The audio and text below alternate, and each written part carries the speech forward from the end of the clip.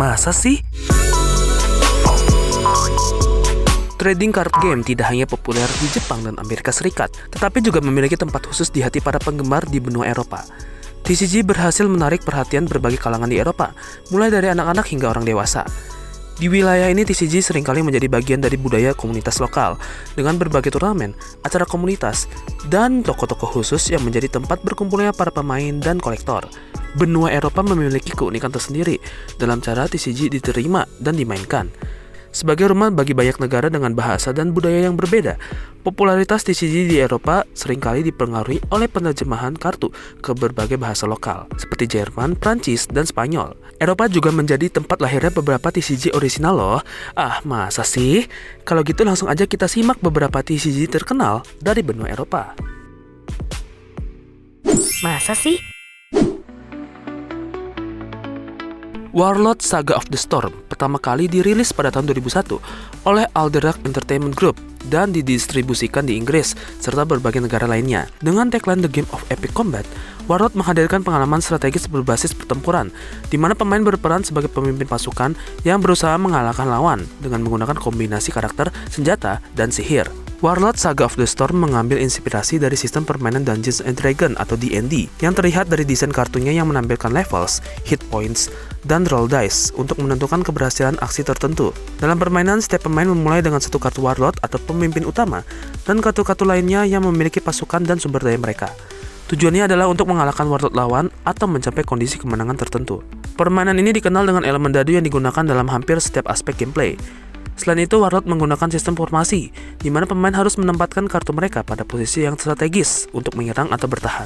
Sejak peluncurannya, Warlord Saga of the Storm terus berkembang melalui berbagai ekspansi, seperti The Reign of Terror dan Eye of the Storm. Namun pada pertengahan 2000-an, popularitas permainan ini mulai menurun, seiring dengan meningkatnya persaingan dari TCG lain yang lebih dominan seperti Magic the Gathering dan Yu-Gi-Oh! Pada akhirnya, produksi kartu baru dihentikan oleh AEG pada tahun 2008. Di Inggris, Warlord menjadi salah satu TCG yang cukup populer pada awal 2000-an, terutama karena elemen RPG yang kuat menarik perhatian komunitas penggemar Dungeons & Dragons. Permainan ini juga diadaptasi untuk kompetisi lokal dan turnamen, memberikan ruang bagi pemain untuk bertemu, berbagi strategi, dan bersaing. Bahkan setelah produksinya berakhir, penggemar setia terus mendukung permainan ini melalui komunitas online dan turnamen tidak resmi. Dengan warisan yang melibatkan kombinasi strategi, keberuntungan, dan narasi epik, Warlord tetap menjadi contoh bagaimana TCG dapat menginspirasi pemain dengan pengalaman yang berbeda dari yang lain. Masa sih?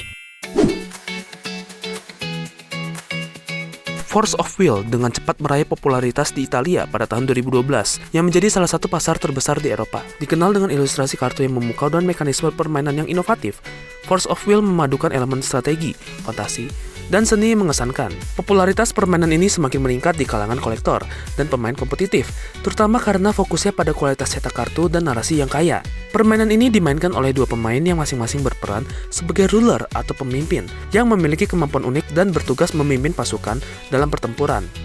Setiap pemain menggunakan dua jenis deck, main deck yang berisi kartu karakter, sihir, dan resonator, serta Magic Stone Deck yang menyediakan sumber daya untuk memainkan kartu. Tujuannya adalah untuk mengurangi life point lawan dari 4000 menjadi 0 atau mengalahkan ruler lawan secara langsung. Force of Will memiliki fitur unik yaitu mekanik Judgment yang memungkinkan pemain mengubah ruler mereka menjadi J-Ruler, versi yang lebih kuat dengan kemampuan tambahan. Selain itu, permainan ini memperkenalkan elemen Quick Cast yang memungkinkan pemain memainkan kartu di luar giliran mereka, menambah lapisan kompleksitas dan kejutan dalam strategi. Hal ini membuat Force of Will menarik bagi pemain yang mencari pengalaman bermain yang dinamis dan penuh taktik. Di Italia, Force of Will meraih kesuksesan besar berkat distribusi yang luas dan dukungan komunitas yang aktif. Turnamen resmi sering diadakan di berbagai kota besar seperti Roma dan Milan, menarik pemain dari berbagai usia. Edisi kartu yang diterjemahkan ke bahasa Italia membantu meningkatkan daya tariknya di kalangan lokal. Selain itu, komunitas online di Italia juga memainkan peran penting dalam menjaga popularitas permainan ini dengan berbagai strategi, tips, dan informasi tentang ekspansi terbaru.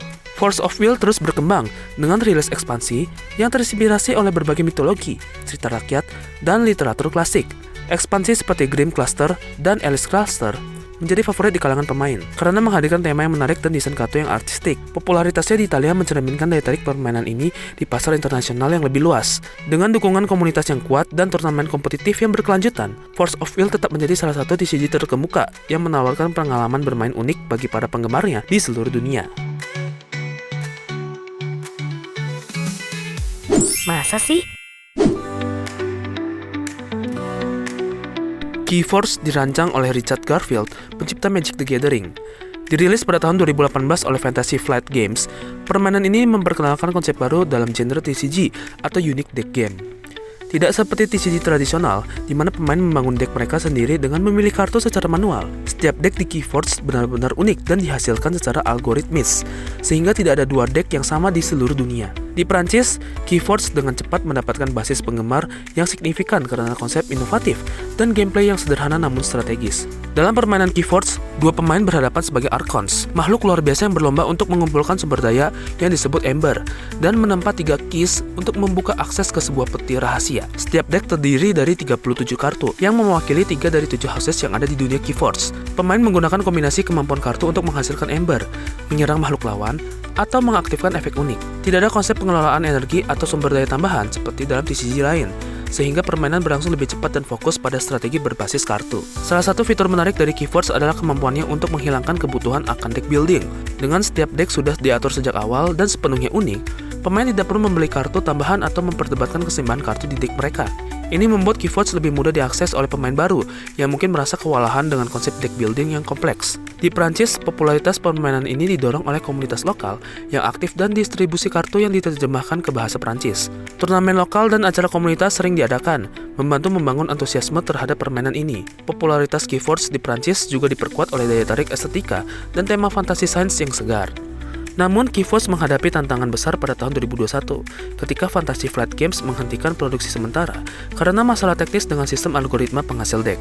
Meskipun ada kekhawatiran tentang masa depan permainan, pengumuman di tahun 2022 bahwa penerbit baru, Ghost Galaxy, akan mengambil alih produksi membawa harapan baru bagi komunitas Keyforce. Secara global, Keyforce telah mengubah cara orang memandang TCG dengan konsep unique deck gamenya yang revolusioner.